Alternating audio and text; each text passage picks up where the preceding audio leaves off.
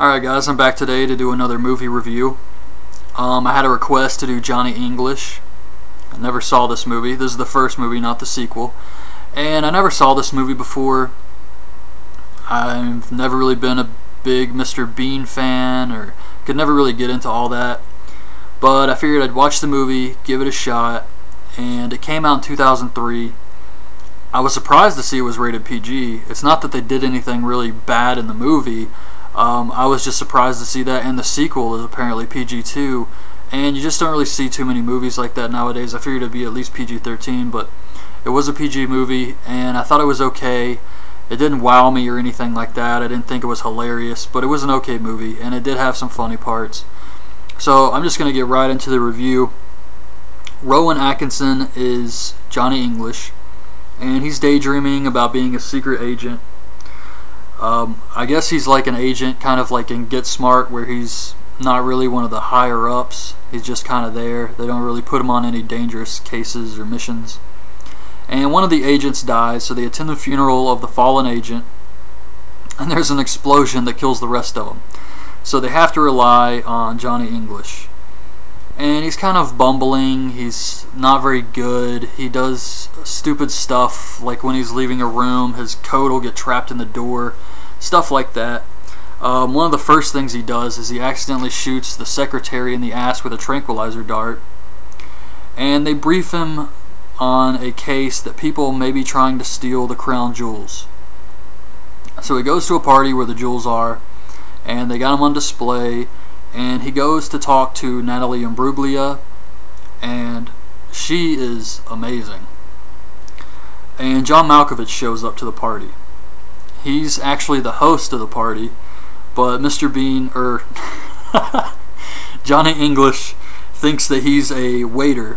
So he's talking crap about him. He's like, oh, the host of this party, this French guy, I hate him. And it's really John Malkovich. Then someone cuts the power, and Johnny English knocks out the security guard, thinking he's one of the bad guys. So the lights immediately come back on, and he says to the guy, oh, he went in this room, watch the door.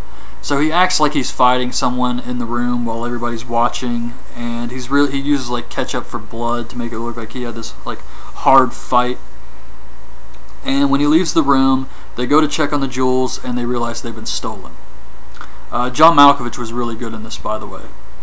So back at the base, they have him give a description of the man he supposedly beat up and who escaped.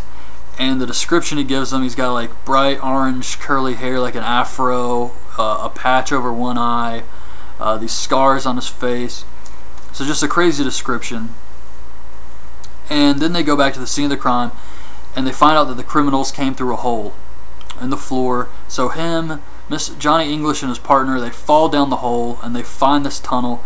They follow it, and they find the criminals loading the crown jewels into coffins.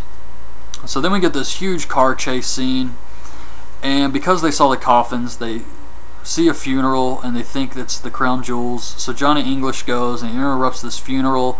His partner shows up, finds him, tries to tell the people that he escaped from an insane asylum. He's really a lunatic,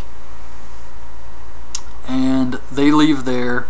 And then we see that John Malkovich was the one who stole the jewels, obviously, and he did it so that he could become king, and he needs the archbishop to make it official. Johnny tells the people at MI7 about this, that Malkovich is involved, but they don't believe him. He sees Natalie Imbruglia again. She was following him during the car chase. So they go up, they have sushi, his tie gets stuck in the conveyor belt that has the food on it, and she takes off again. So then we have Johnny English and his partner, and they're going to go break into Malkovich's office building. And they parachute down, and his partner is supposed to go on the other side.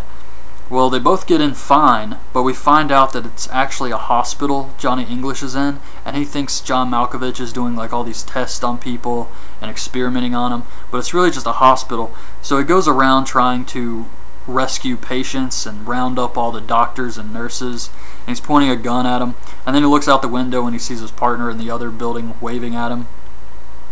So I thought that was pretty funny. So they break into the right building, and they find out that Malkovich is creating like a plastic mask of the Archbishop, an impersonator, and the guy who's impersonating him has a tattoo on his ass that says "Jesus is coming, look busy." They find out that Malkovich wants to be king because of the power, and a henchman shows up to arrest him or take him hostage or whatever, and they kind of stop him. They're going to question him. He hits him with what he thinks is truth serum. He's got some kind of like needle thing on his finger, and he hits the guy with it thinking it's truth serum, but it's actually a muscle relaxer, so the guy can't answer any of their questions. And then Johnny English accidentally stabs himself with the muscle relaxer, and then he starts falling all over the place. He can't talk anymore, it's all gibberish.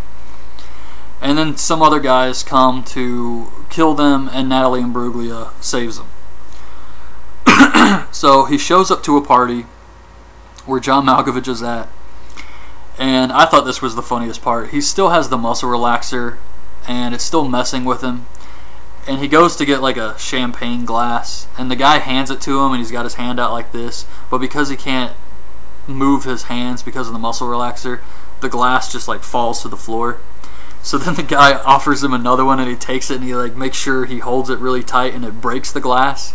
So he has like the end sticking out, and he's walking around like he's a badass with it. That part was really funny. But the leader of MI7 is at the party. He told Johnny English not to mess this up. Malkovich comes over and says Johnny English assaulted his staff. He broke into his office building, so he takes English off the case. Malkovich and his goons threaten the Queen. They have her sign over the rights as Queen of her and her family. And they said that the rightful heir, the next in line, is Malkovich, and that he's going to be king. So his entire plan worked. Natalie shows up at English's house to get him. She says the case was reassigned to her, and then she tells him for some reason she hasn't had sex in 3 years and wants to have sex with him. And they go to break into Malkovich's, and for some reason Johnny English wants to climb up this pipe. Natalie thinks there's probably a better way in, but he says, no, I've checked this entire place out, this is the only way. So he's climbing up this giant pipe, and then you look over and there's a ladder. So Natalie takes the ladder. The pipe is like a toilet, and all this just crap falls on Johnny English. So he gets out, and he's got crap all over him. And Natalie finds him. She makes him take a shower. They spy on John Malkovich during a meeting, and he says his plan is to turn England into a super prison and just hold all of the world's criminals there. He's got all these people at the meeting who he says can buy shares of the prison. English and Natalia want to get the DVD of his plan for evidence, but they accidentally turn on a mic that allows the entire meeting to hear their plan. He's like, oh, I'm going to jump down there, I'm going to hold him hostage, and then you sneak around the back. So they hear his entire plan. So they get captured, obviously, and he goes to shoot Malkovich, but only poo comes out of his gun. So they're captured, they're locked in a room, and Johnny English tries to open the door by whistling. He thinks it'll like vibrate the locks. But then we see his partner come back, and he climbed through the poo tunnel too, and he rescues him. They go to the parade to stop Malkovich. English interrupts the ceremony where he's supposed to become king. Natalie fights off a sniper who's trying to kill English. And they start to try and tell the crowd his plan, but no one's listening to him. So he goes to try and take off the Archbishop's face, and it's the real guy. They ditched the impersonator once they had the Queen sign over the rights. They didn't need him anymore. So it's the real Archbishop, but he's trying to take his face off, and then he pulls his pants down looking for the tattoo. Obviously it's not there. So he has his partner play the DVD, but it's really just Johnny English singing in the bathroom. So they go to get him out of the building. He escapes, and he steals the crown before they can put it on Malkovich's head, and he snaps. Johnny English is like swinging right above him, and Malkovich snaps. He starts yelling at the crowd. He's like, God, you guys are all idiots.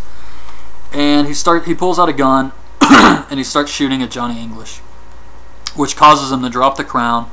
So they go to put it on Malkovich's head. Still, I guess even after all this, they're still going to let him be king. And then Johnny falls into the throne, and they accidentally put the crown on Johnny's head. So everybody's staring at him like, like, okay, what now? And he just orders Malkovich arrested, and they do it. Then we see Johnny gets knighted because he saved the day. He's driving around with Natalie Imbruglia in his car.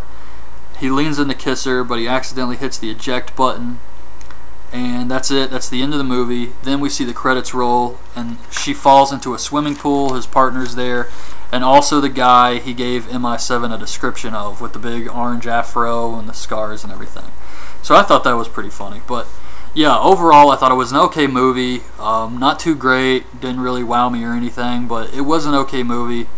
So it was like an hour and 20 minutes. So I definitely did enjoy it for that amount of time. So that's it, really. There's not much more to say about this movie. I haven't seen the sequel, but this one was the first, and I thought it was okay. Not too bad. It's like a parody of James Bond and all that stuff. So that's my review of Johnny English. Hope you guys liked it. That was by request of Mega Devil of YouTube, so I hope you like this review. And if you guys have been watching the Horror Room movie reviews I've been doing every Wednesday with a friend of mine, we will have Leprechaun 3 review up tomorrow. And then next week, 4 or 5, we're doing the entire series of the Leprechaun movies. So if you like the movie reviews, check those out every Wednesday. And that's it. So I hope you guys like the review, and thanks for watching. Bye.